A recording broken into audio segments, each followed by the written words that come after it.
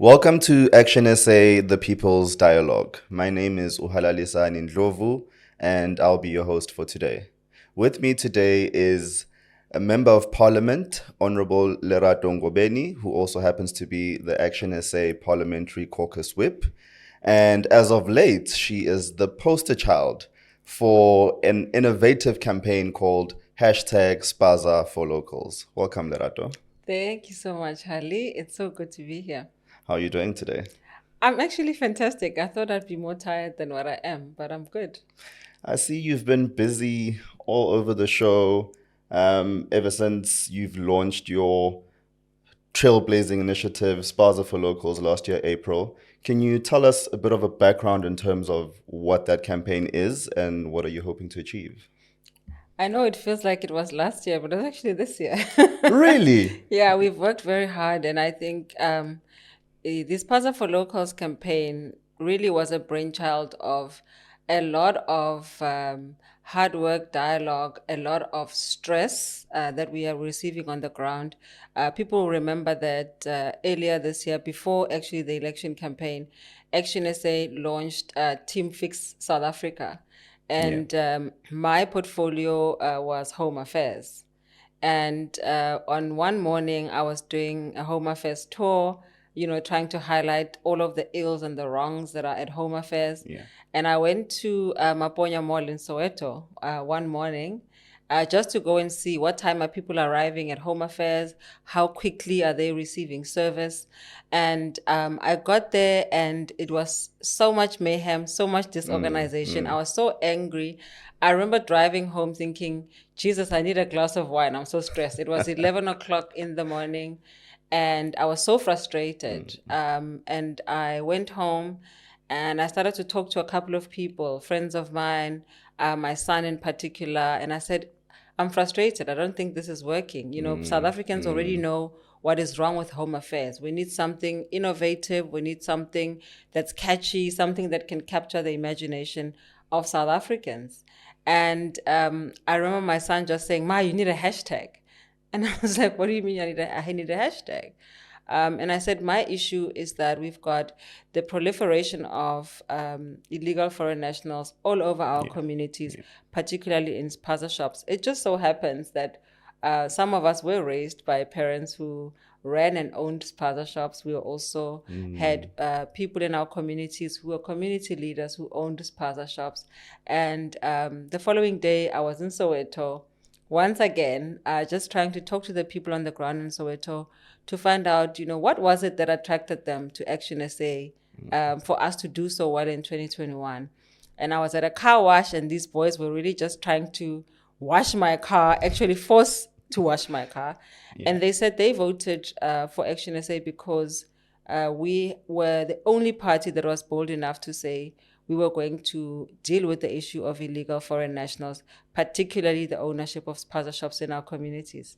And then voila, that evening, hashtag Spaza for Locals was born. And I literally launched it on the highway to a press conference. I stopped on the side of the road and I launched the hashtag Spaza for Locals video. The rest is history. Wow, that sounds amazing. And I think I speak for many when I say, when I first heard about the initiative, it sparked something in me because we grew up in an era where the corner store is Ubabumkize and Ubabundlovu. And I think the generation coming after us, they won't get to see any of that because they're growing up in an era where the township economy has gone to foreign nationals. So I hear you say that that's how it was born, but is 100% a lot? Or is it imperative for it to be 100% ownership in terms of these spaza shops? Is that something that's really, really important for you, that it's 100%? Look, one of the things that I try and do, and also because, I really do try my very best to live out the values of our organization, the values of Action SA. One of those, and which is why this podcast is called The People's Dialogue, is that we started with consultation. So when I launched Spaza for Locals, and I now have to say when we launched it, because it's not my project, it's the party's project. When we launched the Spaza for Locals campaign, I remember I posted on X, which was Twitter. It's very hard to go with this X because we are so used to to Twitter, is that, I said 80%. I literally, you can go on my timeline, you will see I had said we won 80% because I believed in the 80-20 rule. Okay. It was South Africans who said hell no, 100%. So it's not Lerata who said 100%. And actually, I support them. If they're saying 100%, and I think this is a negotiating tool. If you want to get 80 Rand, you can't start negotiating from 80 Rand. You got to start negotiating at 100 Rand, 120 Rand, and you say, I stop at 80.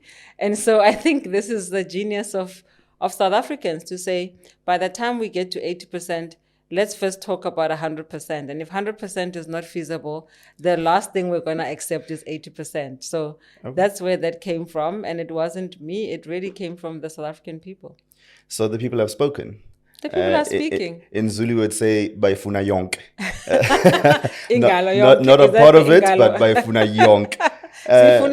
Well, Masayitola yonke. And if we were to get all of it, how is it going to empower local communities? How is this initiative, Spaza for Locals, going to empower local communities? I think the first thing that we really need to confront as South Africans is the idea that we are incapable. We are incapable of running our own affairs. We're incapable of running our own lives. We're incapable of keeping our communities safe, clean, and viable. We're incapable. And I think the underlying underscore there is because at the dawn of democracy, I think that, we were so struggle fatigued that we were so relieved when we had the ANC take over, because it was like, finally, we're going to get a government that cares about us. We're going to get a government that's going to do all of these things that we had aspired to do.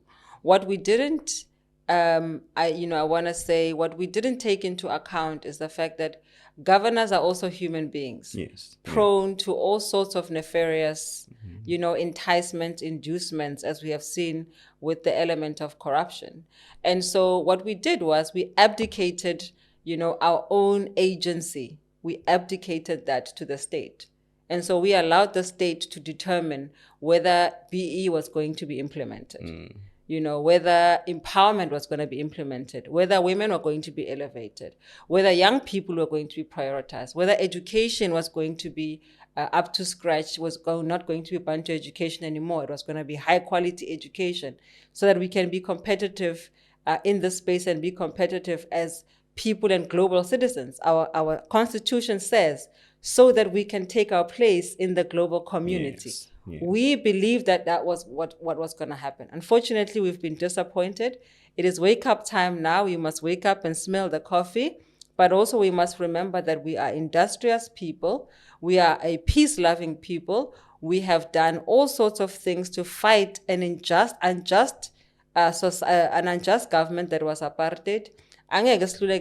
To fight for what is rightfully, the right of South Africans.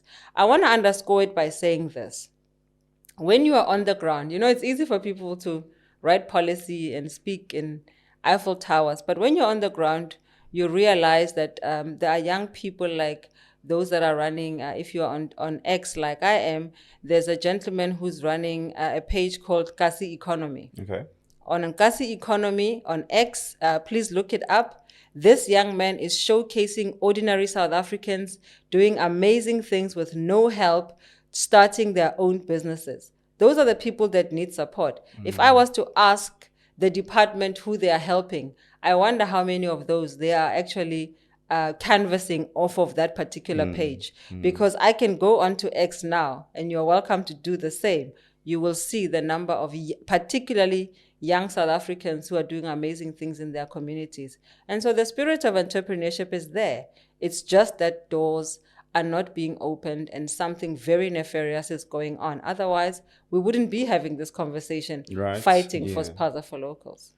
You make a very interesting point, and you took it back to its historical context, pre-1994.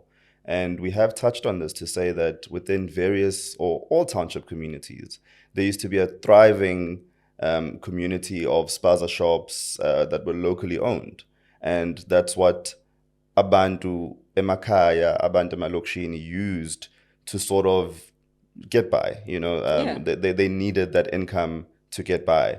But we've seen over the years a depreciating element in terms of the number of local people that are able to own spaza shops or run them effectively.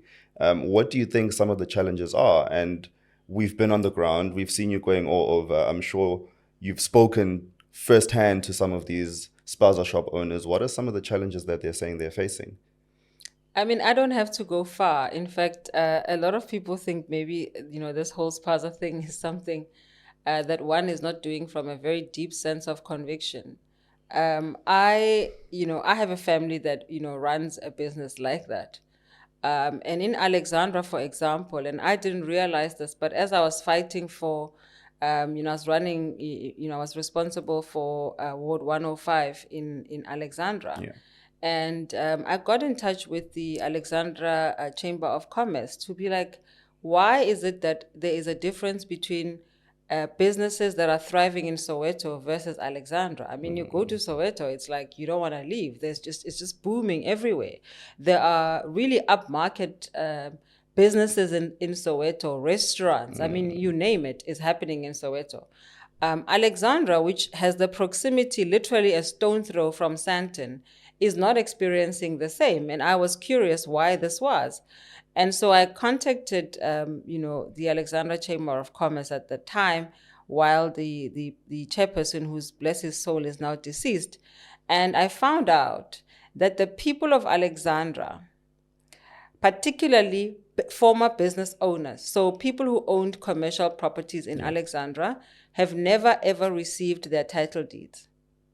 So the city of Johannesburg still owns all of those buildings. No. Whereas in Soweto, people got title deeds.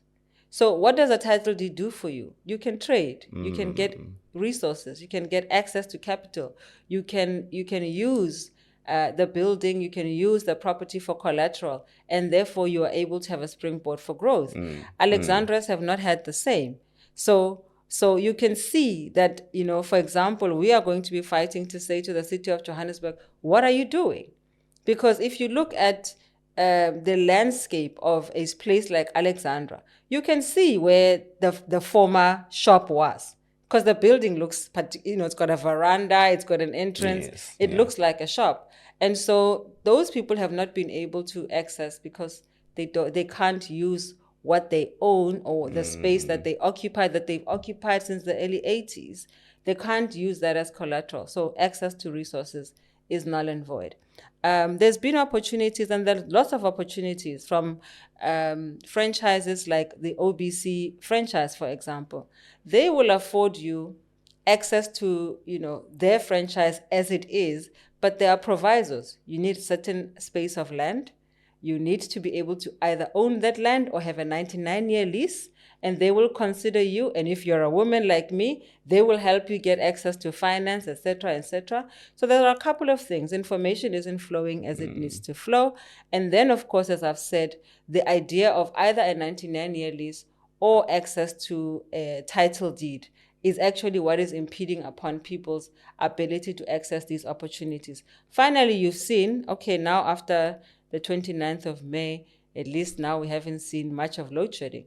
But that was also a huge impact. You've got to have constant electricity supply.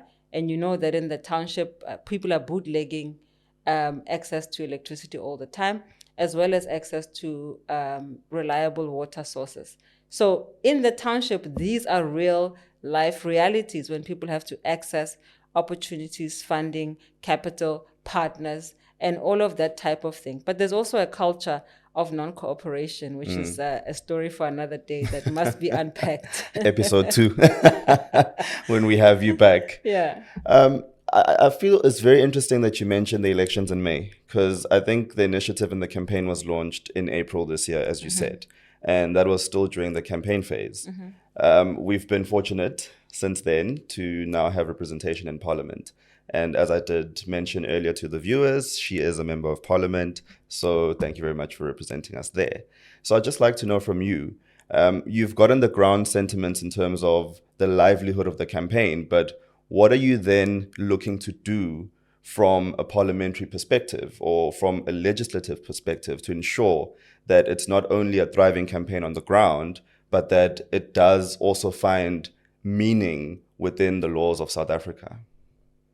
So, every time you start anything, firstly, you're trying to solve a problem. The reason why we are legislators, we're politicians, we're public representatives, we are there to try and solve social problems.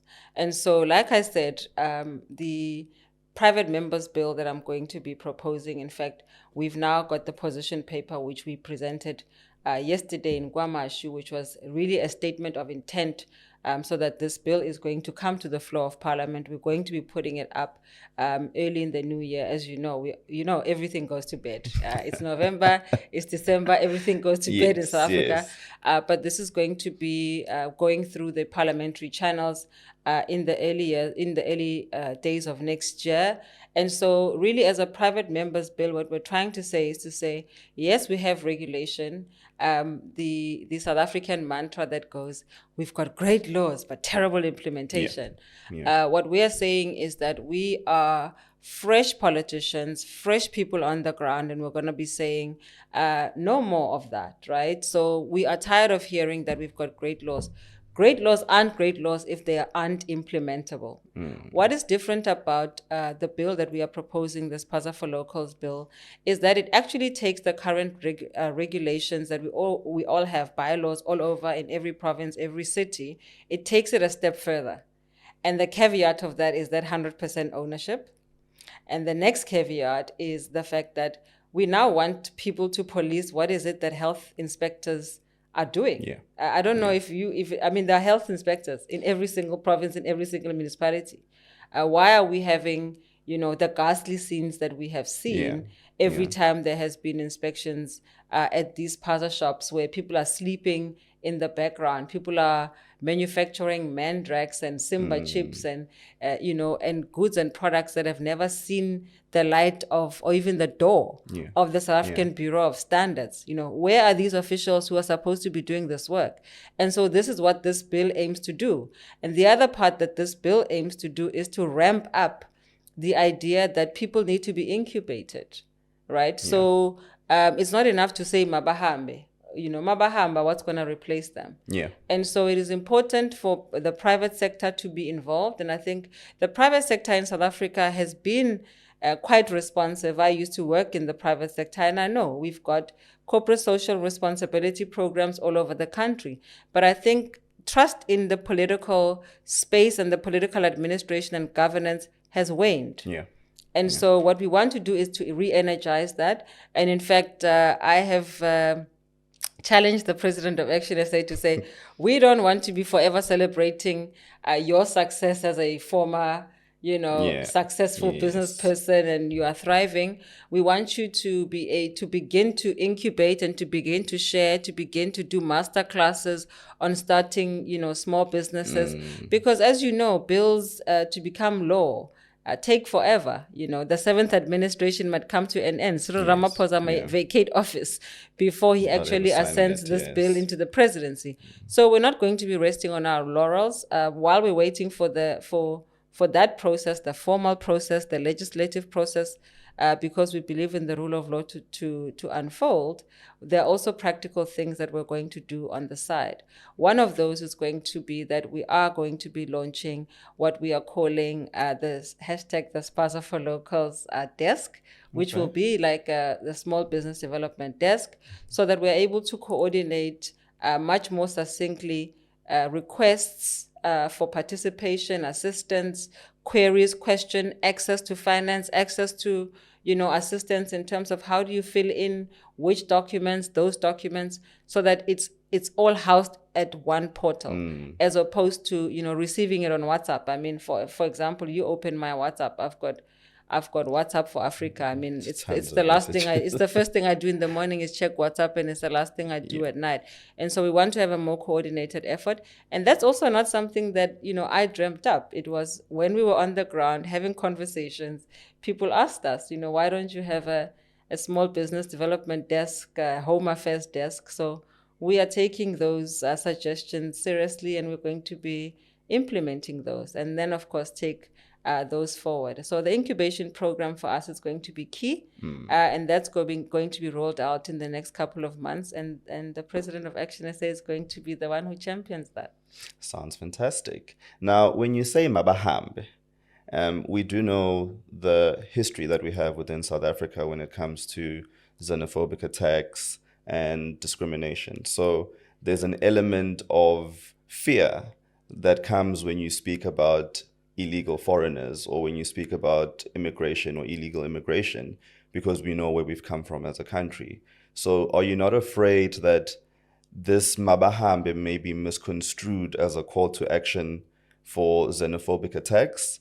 Or do you have measures in place to ensure that we don't repeat what has happened in the past? Firstly, let me not expropriate without compensation Abahambe from the Patriotic Alliance. That's their term, it's not ours. But I think we've been very clear as Action SA from the very beginning that this problem of illegal immigration, we are placing it squarely at the doorstep of government. This is not, nature doesn't like a vacuum. People saw a gap. We were not patrolling our borders. We were not managing our borders properly. People saw a gap and they took it. So that's not their fault. It's our fault. And so we haven't been doing what we are supposed to do as a government that is responsible to secure our borders. So we are putting this squarely at the feet of government for, just to clear that up. In terms of flaring up xenophobic attacks and xenophobic sentiment, firstly, I think that, in any country where there is economic pressure, you will have issues that precipitate, particularly among poor people, because they're fighting for space. And so we're not flaring up any xenophobic attacks, which is why we're starting with the legislative framework where we're saying, let's have a constructive conversation around this. The government needs to be the one. Cyril Ramaphosa, as the president of the nation, is the one who needs to take responsibility for the flaring xenophobic attacks. The inability to make sure that we curb illegal immigration, the inability for Home Affairs to do its work so that everybody is here and has got documentation, the flaring up of spaza shops all over the place and our children dying in poisonous foods. That's not Action SA that is flaring that up. We're saying hashtag spaza for locals. We're saying local empowerment for local people. And I always now want to say, I'm personally quite exhausted with Action SA having been ad nauseum explaining the fact that we are not xenophobic. We are for South Africans, and being for something doesn't mean you are against something else. And so I've come to the conclusion that if in fact the definition of xenophobia now includes, and I don't know, I've checked the Webster dictionary just this morning. If the definition of xenophobia now includes patriotism, then I think as Action SA, we are proudly xenophobic. Wow, that is a bold statement. That is quite a bold statement to make. And I feel as though we're not only at risk of xenophobia from local people against illegal immigrants, but we've seen over the years that some of these foreigners are heavily armed. So are you expecting any pushback in terms of reclaiming the township economy for locals by reclaiming all the spaza shops? Because as you said, when people see a vacuum, they fill the space. They're not going to vacate that space just that easily. It's got a monetary aspect in terms of what it does for their lives. So are you anticipating any pullback, any threats of violence in terms of that transition between having illegally owned spaza shops in terms of bringing them back to the local economy and for locals? So do you see any sort of pullback from the foreigners? Well, we've already seen it. We've seen, we've seen quite bold actions being taken by foreign nationals. Look, it's a human need. There's a flight and a fright or flight risk. It's a natural human reaction to want to defend yourself when you feel like you're under attack. However, again, the government that has seen, it is law enforcement that is seeing what is precipitating in our country. They must be ready. It's like the July unrest. You can't tell us that as a state your intelligence apparatus is so weak that you are unable to anticipate a threat and then be able to protect your citizens. It is the responsibility, and the only and first responsibility of any caring government, to look after its citizens first. And so the pushback, we have seen it. We have seen how bold people are. In fact, South Africa is one of the only countries where I've seen, foreign nationals be as bold as they are, because already you've broken the law. You're not here legally. You should actually be walking against the wall and hiding for cover, and not being wanting to be seen and not want to be filmed, because you already know that you face a particular threat, one, of deportation, and two, of being, arrested for long periods of time, pending processing. And so this is why we are applying the pressure that we are to say to the state, and we are putting this again at the feet of the president, who actually has got the powers. The National Assembly has got the powers to declare a state of emergency, at least for no more than 21 days. And as you know, this is what we are calling for, to say it is allowed in our constitution to say that we can declare a state of emergency to restore law and order in our country. The minute we do that, people will run for cover. It's like President Herman Mashaba used to, always tell us that as soon as he got into the city of Johannesburg, one of the first things that he did was to commission a skills audit. And those who know don't have the skills, they just leave. You don't even have to threaten them. You don't have to, to exert force. And so the minute that we demonstrate as South Africa that we are restoring the rule of law, and that we are saying we are no longer going to be accepting criminality, wherever it comes from. We know that South Africans are also complicit in the criminality, because there is no way that this is happening in a vacuum, without criminal syndicates, without shadow governments that are going on, that are criminal syndicates in our country who are trading in nefarious ways.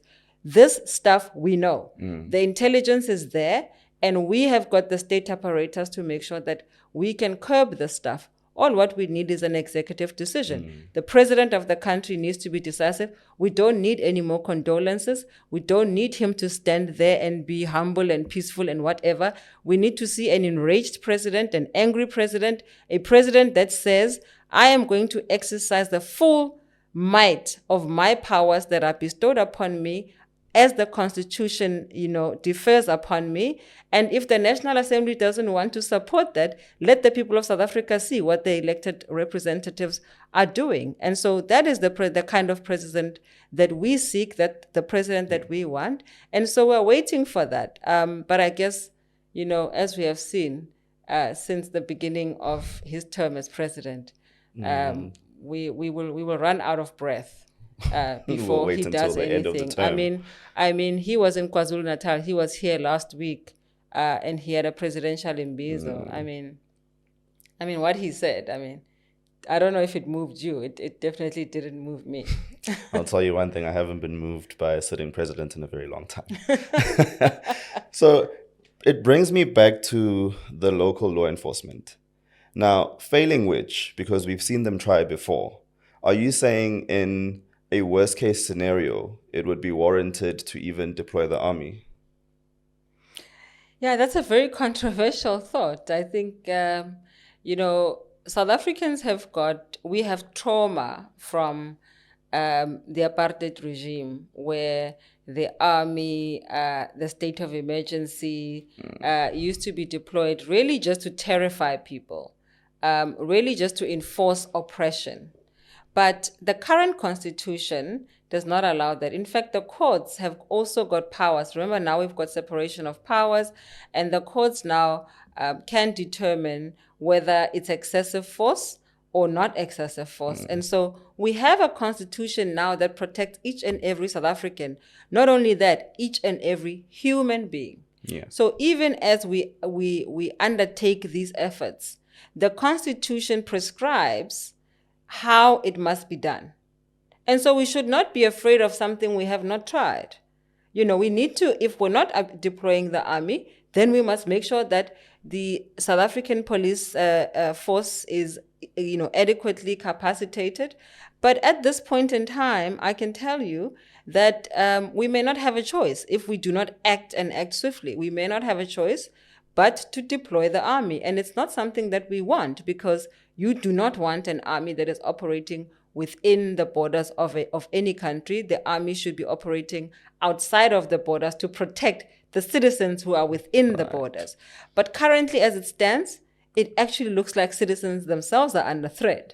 So, what do we do? And this is the work of government. It's the work of intelligence services. It's the work of the Defense Force, South African Defense Force, South African Police Services, Border Management Authority, Home Affairs.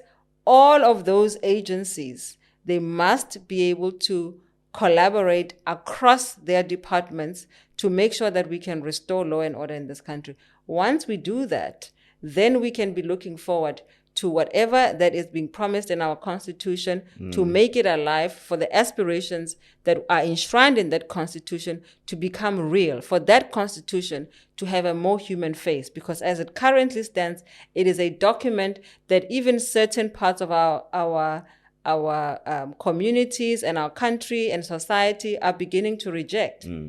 And that is a travesty of justice, because we worked hard to get to that document. But also, I want South Africans to remember that a constitution is a living document. It can be amended where we're going wrong. For example, this spirit that South Africa belongs to all who live in it.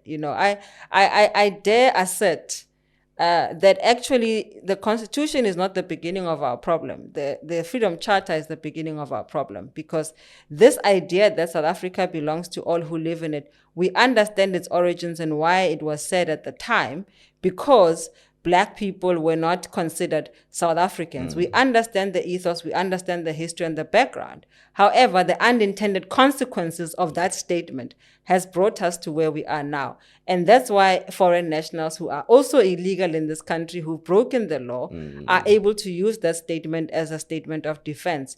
And if in fact that is bringing us South Africans into disrepute, and also not making us realize our own aspiration in this country, then that is a debate that we must have, and maybe that needs an amendment. And so I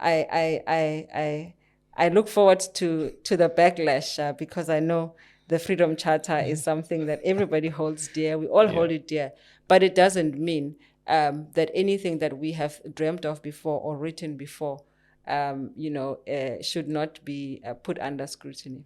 Definitely. I feel as though this issue is a multifaceted issue, because you've just now touched on the alien opposition, but we haven't discussed the local opposition from ordinary South Africans that are making ends meet in a way of renting out their garages, renting out their spaces, putting up the tuck shops within or containers within their homesteads to ensure that those are being rented by foreign nationals, and then they give them money every month. Now, we haven't taken into account or discussed the pullback or the opposition that you're going to get from our very own South Africans that are going to say, well, if you send them away or if you chase them away, then how am I going to live? How am I going to make ends meet? How are you going to ensure that this space is being utilized and it's not going to waste? So I think that's another element that I'd like for you to touch on, that have we considered even local opposition in terms of ordinary South Africans? Well, I think that's definitely a very real conversation to be had. And I think in the position paper that we've put together, we mentioned the fact that you need a focused, strategic approach, a staggered approach. There's no way you can do wholesale overhaul of everything. We've got to do it in a very strategic way. We've got to do it in a way that we also recognize the fact that it's not as if South African-owned businesses and entities are non-existent in the township. They're there. They need support. They are outperformed. They are outpriced. The competition is unfair because people aren't sourcing goods from where they are supposed to be sourcing them. If you level the playing field, negotiated with big business that are suppliers and distributors of these goods to local people who are registered, who are law abiding, who are working hard, who can demonstrate that they've got a track record, they've been there for the longest time, like Upabu Uwabugama, who we were with yesterday.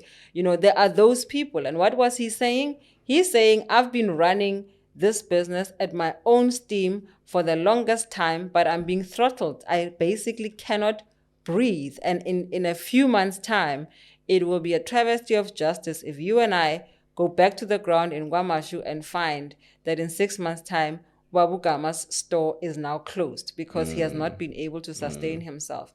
And this is why we are putting up this Spaza for Locals desk within Action SA for those stories to come through, so that when we talk about vacating the space, something can fill it, because that's actually what is key. And so the pushback will only come. In fact, yesterday we were speaking to an elderly woman who said, she's had to get her spaza shop to be rented out by a foreign national because she couldn't cope anymore. She says even the level of crime, the number of times that she had been robbed because people know how much money was flowing through her business. And she says at this current moment, the people who are operating at her business are literally secured 24/7. She says 3 times in a day, there is law enforcement that is patrolling, that is securing and making sure that what used to happen to her doesn't happen to the foreign nationals who are operating from her premises. What does that tell you? That tells you that we are currently living and surviving and buckling under a government that has not prioritized its citizens. I think if there's a message that I would want to leave this conversation with, is to say and emphasize that a government that does not prioritize its own citizens is not a government at all. And so that is what we have seen now. And we are actually challenging this government to demonstrate to us, to stop telling us things that don't resonate on the ground, to stop telling us about, the incubation program, the CEDA program, the CIFA program. Where is it? Let them showcase those people to us. You've got, what is the youth one? Not Umsobomvu, the youth one. I'm not youth anymore, so I don't remember the NYDA. NYDA. I mean, where are these beneficiaries of NYDA? I mean, if they were there, we would be seeing them. They'd be thriving. The fact that we are still celebrating a Herman Mashaba who's 65 years old, and not young folks, like Theo Baloy of Batu. Yes. We were expecting that in a democratic society of South Africa today, 30 years on, there would be Theo Baloys all over the place. All over the show. You would not be trying to count them on one hand. And I think if there's any missed opportunity in the last 30 years, I think that's definitely one of them. Definitely, I hear you. And in the spirit of initiating dialogues, as we said, this is the people's dialogue. We have engaged with our social media platforms to ask for questions and comments that I will relate to Lerato. So Lerato will just take a few questions that we got off of X. I'm not used to calling it X either. Twitter. I call it Twitter. So the first one is from Upumlane Mkhize that says, is it possible to return Spaza for Locals to its rightful ownership? I'm not sure what he means, because Spaza for Locals is owned by Action SA. Is he meaning that perhaps to return locals' Pazas to their locals, rightful owners? yes. Absolutely. We believe that is absolutely possible. As I've said, the original owners of these buildings and spaces are still there. Their children are still there. If the actual original owners are not there, their descendants are there. Let's do an audit. I know, and I'm happy, and I don't mind. We must give credit where it's due. The MEC of Economic Development, Mr. Lebogang Maile in Gauteng, was one of the people who is supporting the state of emergency. He comes from Alexandra. He was pained when he heard that, when we had gone to go pay out condolences to the 10-year-old on Fifth Avenue who died after consuming the snacks. And he was saying every single ward councillor, PR councillor, public representative, whichever ward that you represent, you should be able to tell us how many spaza shops exist in your ward. And then you should be able to tell us who are the landlords.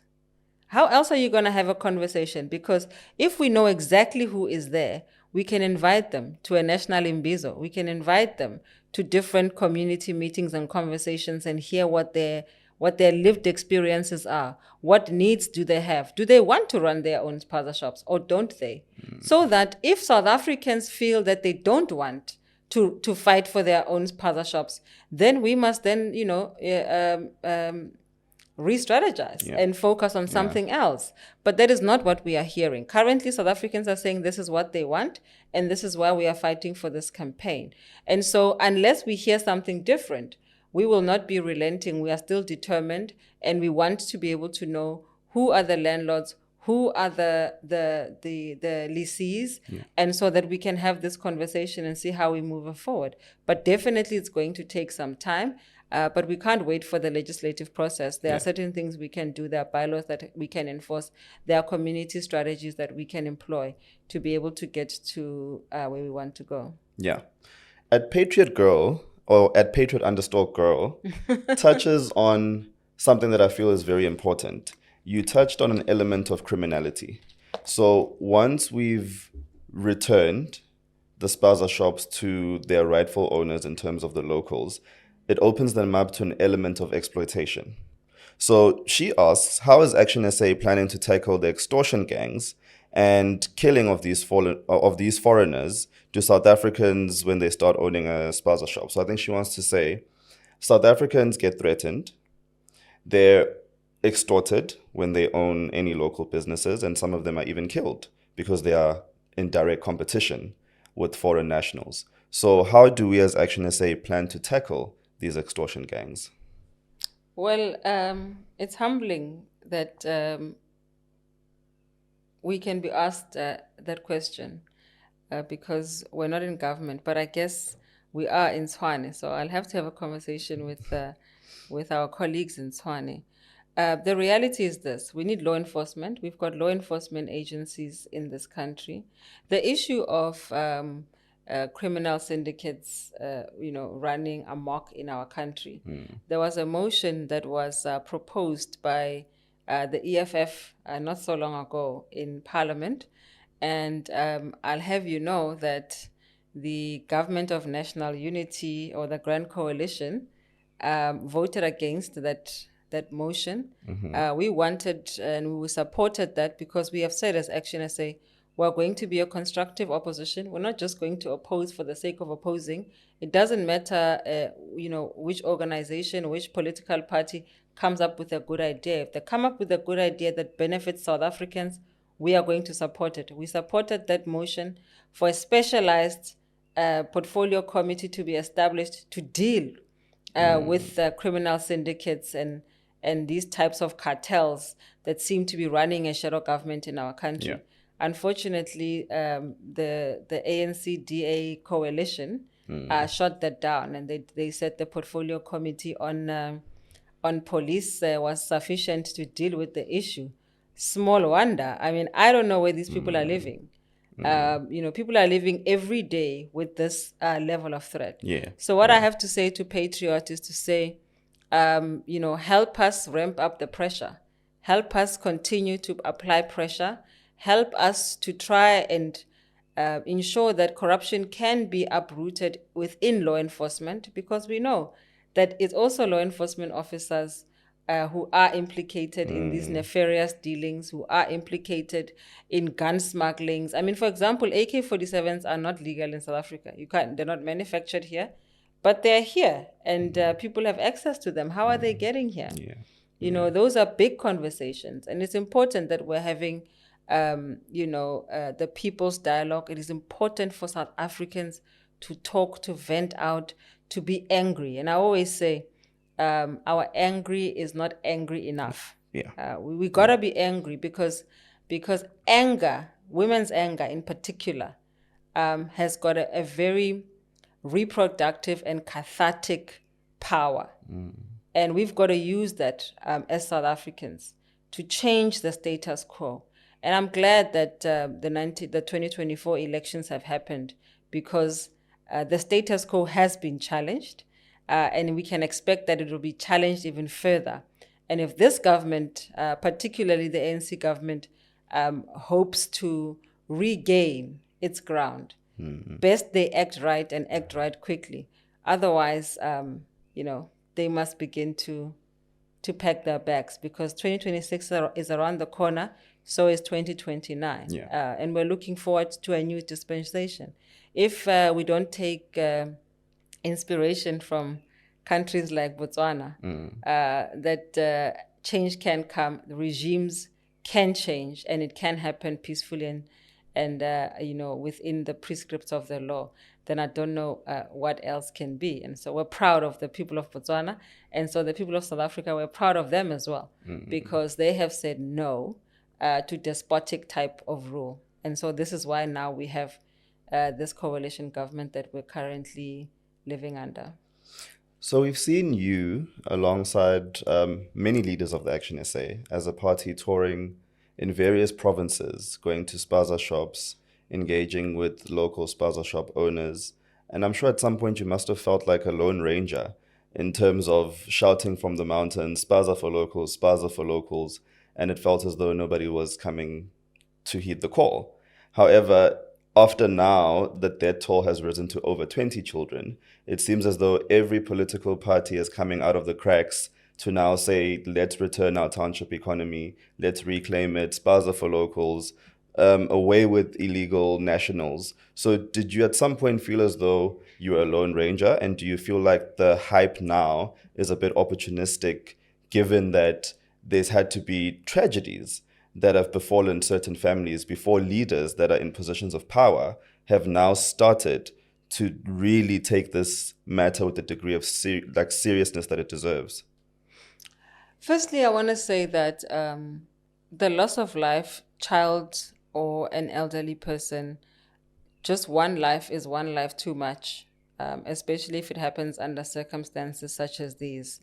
Nobody wants to lose their loved ones untimely, in an untimely fashion, also with something or under circumstances that could potentially be avoided.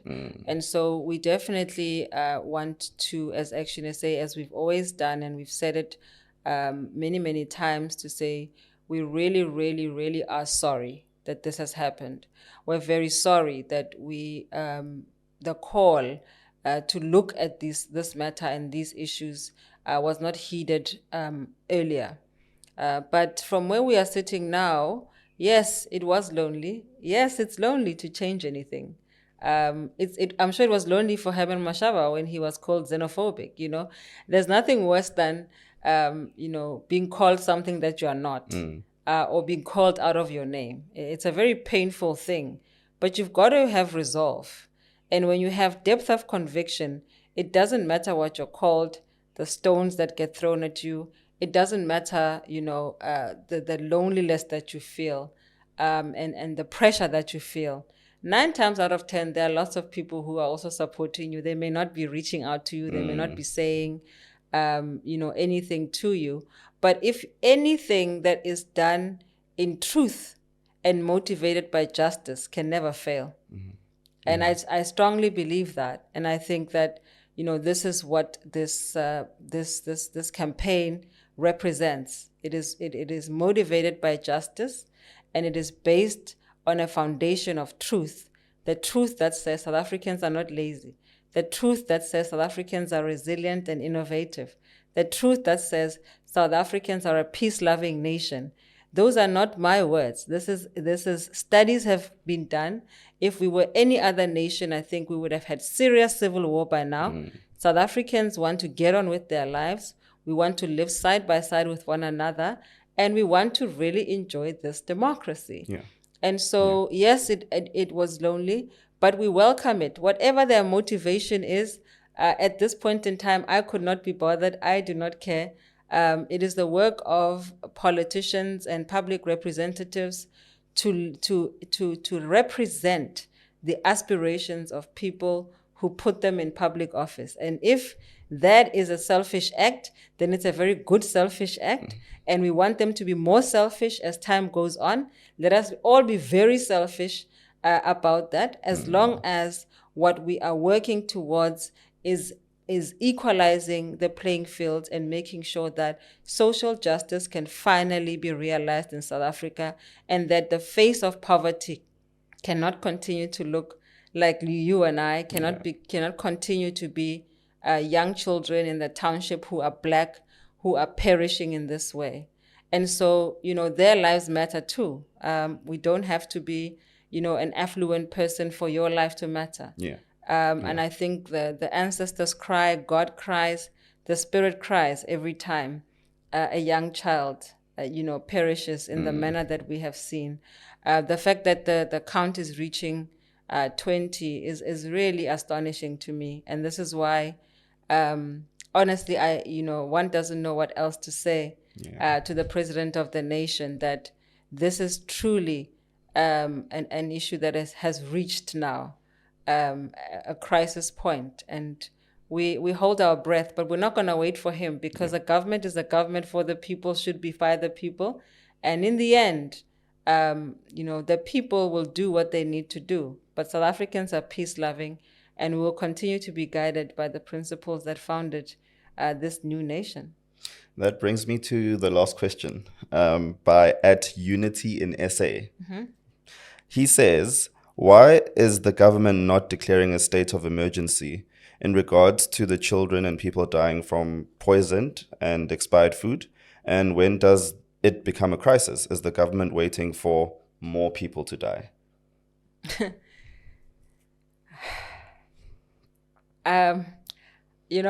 We are screaming and will continue to scream, constructively, unconstructively, on social media, writing to him, motions in parliament, questions for oral reply, written questions, every kind of pressure that we can apply on our president to respond.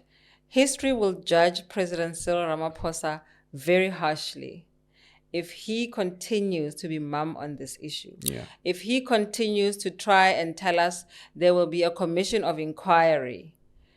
This particular individual, who is our president, has not acted upon reams and reams and reams and reams of the state capture report that was ceremoniously delivered to his office by the former Chief Justice. I mean, that should tell you something. I'm hoping that his humanity will find him, and that Cyril Ramaphosa will bring himself back to Cyril Ramaphosa. You know, when they say, bring yourself back to yourself, I hope that he will bring himself back to himself and realize that these families are deserving families. They are human beings too. And in fact, if the state fails to act, I would argue that the state must pay for all of these funerals, because all of those people and all of their children do not deserve and have not deserved and should not have died in the manner that they have. I completely agree with you. It's outrageous. It's outrageous.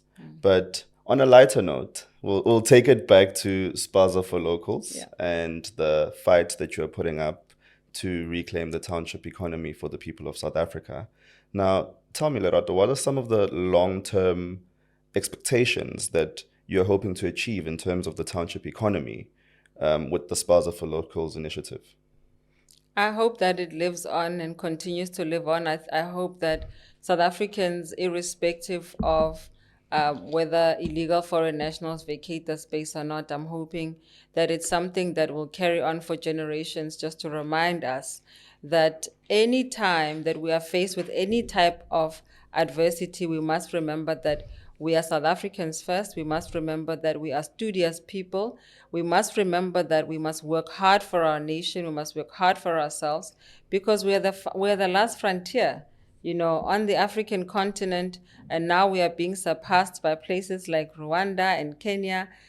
We need to reclaim our space as a giant on this continent, and we need to do that with haste and with speed, because we're facing the fourth industrial revolution. Is not going to wait for us.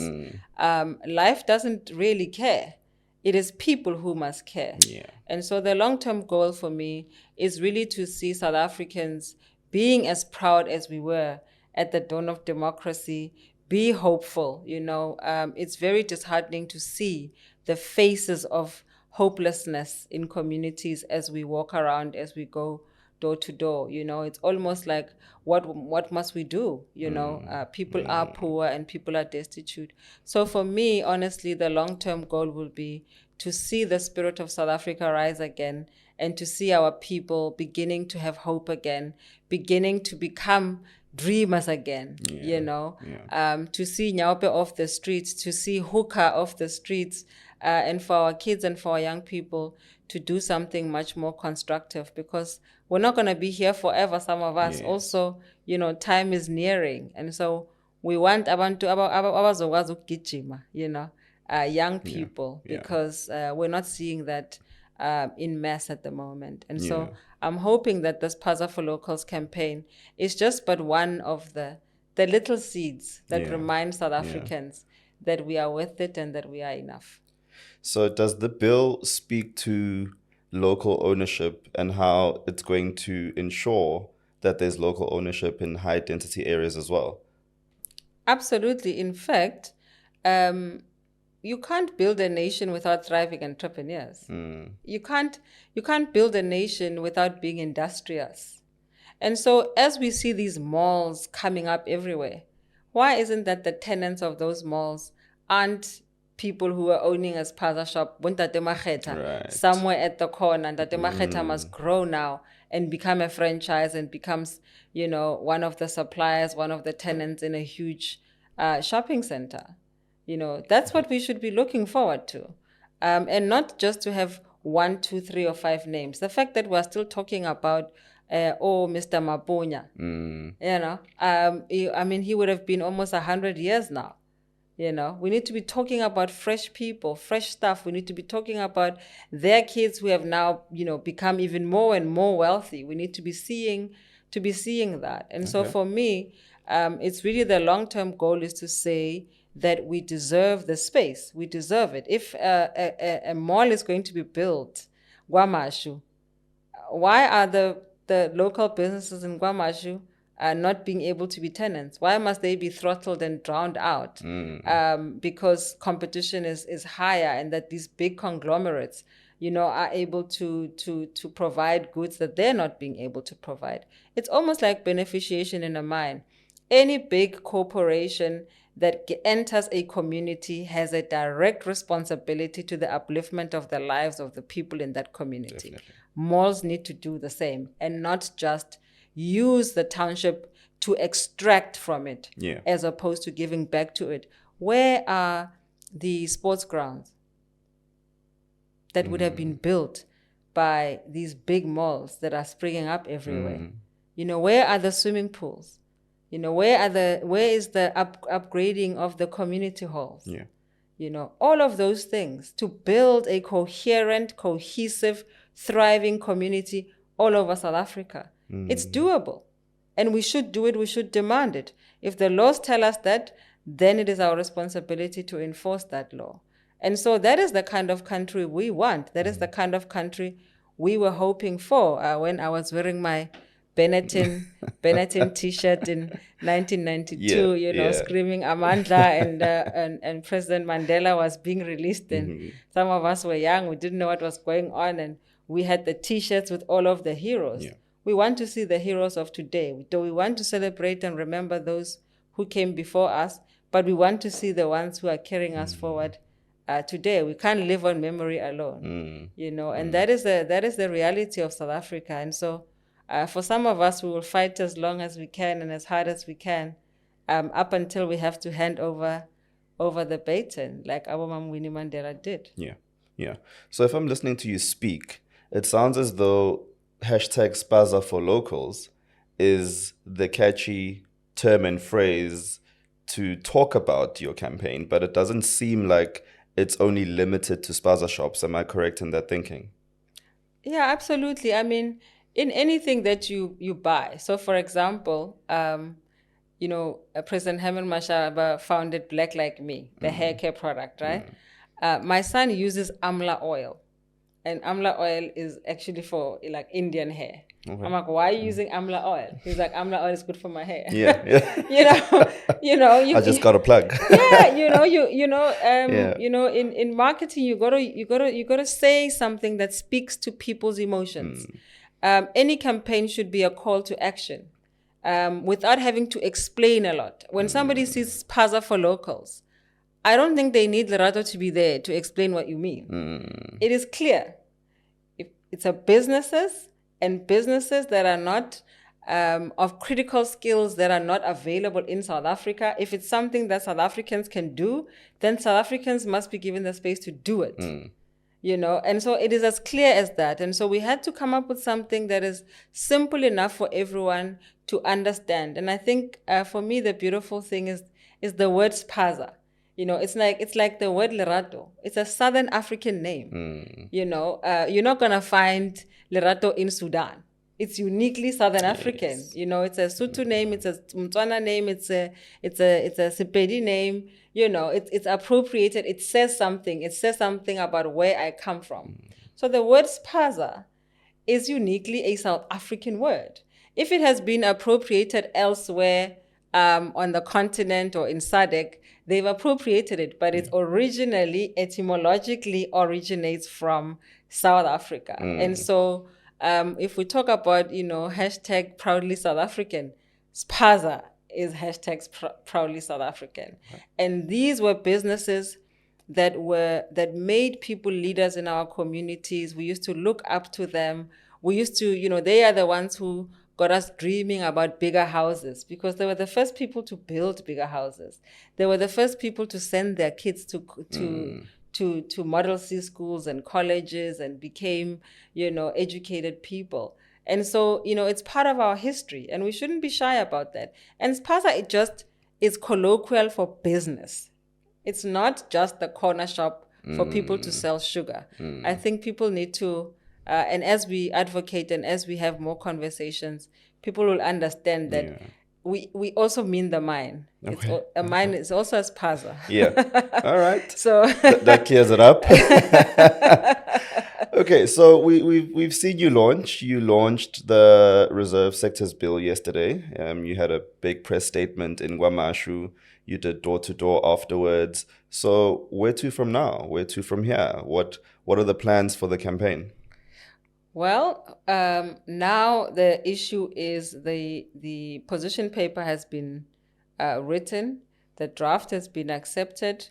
Now we've got to finalize it, crystallize it, make it more crisp, send it to Parliament. It goes through the parliamentary legal framework, and also the state lawyers look at that to see that it doesn't contravene the Constitution and all of those. And once they've satisfied themselves, it then goes sent to Portfolio Committee. My assumption is that it will be sent to the Portfolio Committee on Small Business Development. And I think because it cuts across also illegal immigration, it may also be presented before the Portfolio Committee on Home Affairs. And then from there, it will go then, once it's accepted, for debate in the National Assembly. From the National Assembly, it will go into the National Council of Provinces. And then once we've satisfied ourselves in the two houses of Parliament, then it will go for presidential ascension.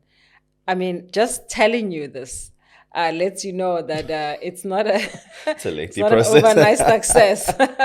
It's not an overnight success. Rome was not built in a day, as the saying goes. But as I said, there are other interventions that, as I've mentioned before, that we will be undertaking with like-minded organizations, like-minded businesses, and local people and international people, if they're there, who want to support us. We will be continuing in terms of particularly the incubation process, so that people are ready to enter the space as soon as that space becomes available under legal circumstances. Okay. But in terms of the legislative framework, that's really how the bill even though we are coining it the Spaza for Locals Reserve Sectors Bill, once it goes through the parliamentary legal process, it may be called something else for formality's sake. There's a convention. But until then, colloquially we'll refer to it as the Spaza for Locals Reserve Sectors Bill. I think we like the colloquial term more. I like it too. It's grown on me. Look, for those of us that aren't in the parliamentary corridors, right, and we've opened up the people's dialogue, as we said. So it's now a collective responsibility to ensure that this initiative finds space within all our communities. Yeah. So can you then give us ground troops or people on the ground direction in terms of what would you like to see happen across all communities in support of the Spaza for Locals initiative? I do understand that there's also a petition that's currently out. Can you give us more information on that? Firstly, I want to say big ups to KZN for leading the petition. I think, petitions help us engage communities. Oftentimes when the legislative process takes effect, the public participation element of it is always lacking because people don't know what it's about. It's never very well advertised. Few people go. People don't necessarily do the legwork or understand what they need to understand before getting there. What is their role, etc.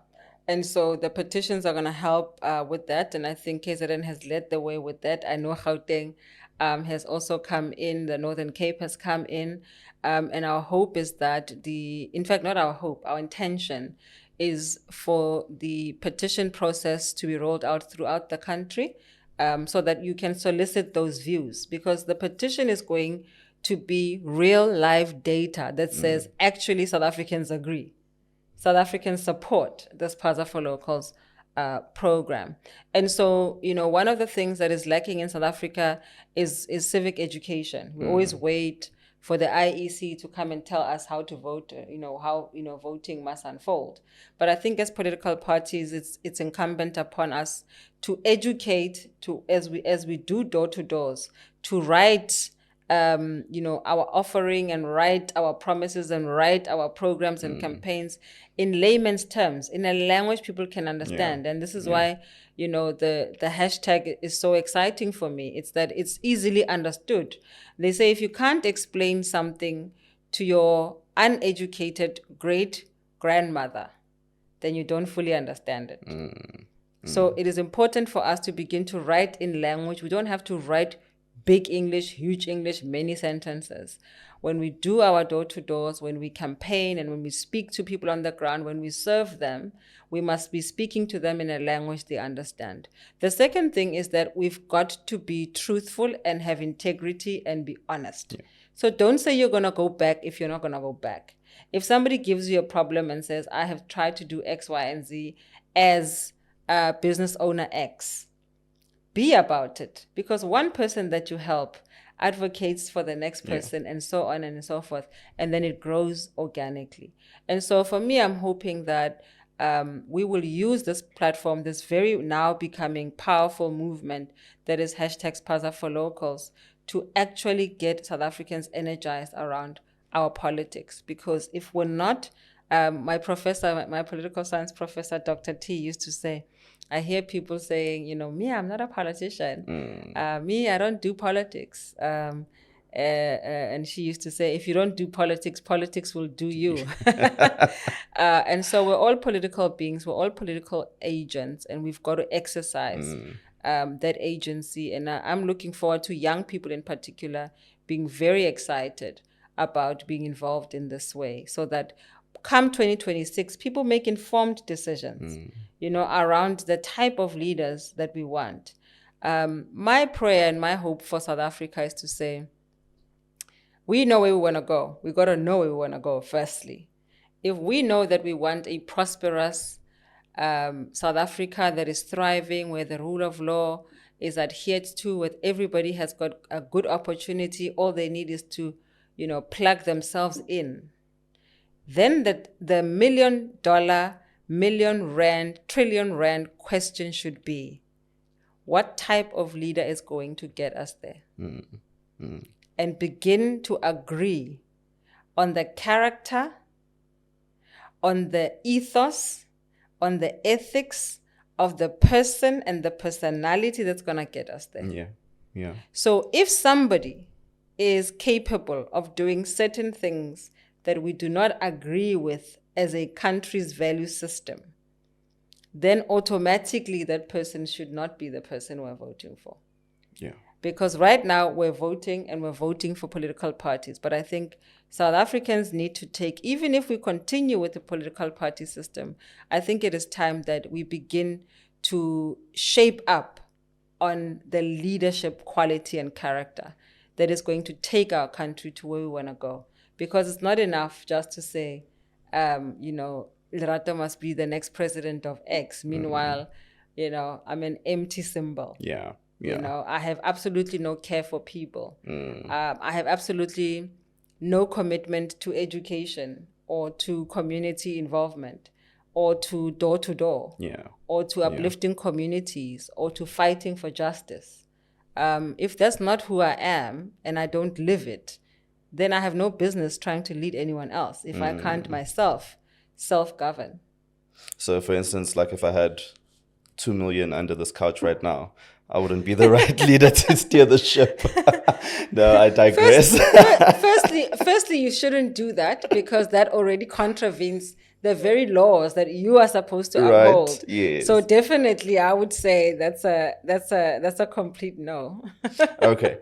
I think I resonate so much with simplifying the message. And we saw that in Wamashu yesterday when you were doing the press conference where we saw T-shirts, green T-shirts all over the shore, activists written, reclaim township economy, buyisa umnotho wasekasi. And I feel as though that language is so generic to the locals and what they resonate with. So I think you've done a really good job in sort of simplifying the language so that people really resonate with the campaign.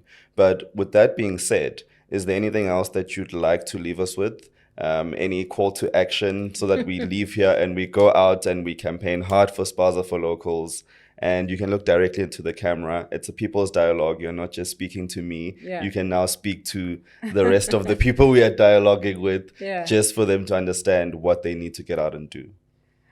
Yeah, it's important. I want to say to the people of South Africa, first of all, thank you to KZN for a great and warm welcome. Tomorrow we're hitting Soweto. But I want to say, South Africa, you are worth it. You are enough. You must fight for yourself. We fought for this democracy. Our parents fought for this democracy. It was hard done by. We were not given it on a silver platter, and we must not give it away on a silver platter. And I'm hoping that you're going to hold each and every one of us who you have voted for, who you have entrusted with your public mandate. You're going to hold us accountable. And that is the type of organization I want to belong to. And I'm hoping that that is precisely the contribution that some of us are making in this movement called Action SA, but in the broader political spectrum of South Africa. And with that said, Galewa. Well, you've heard it here in the Action SA People's Dialogue. Thank you very much, Lerato, for coming. And let's get out there and support the initiative, #Spaza for Locals. Let us reclaim our township economy. My name is Halalisad Ndlovu. Thank you.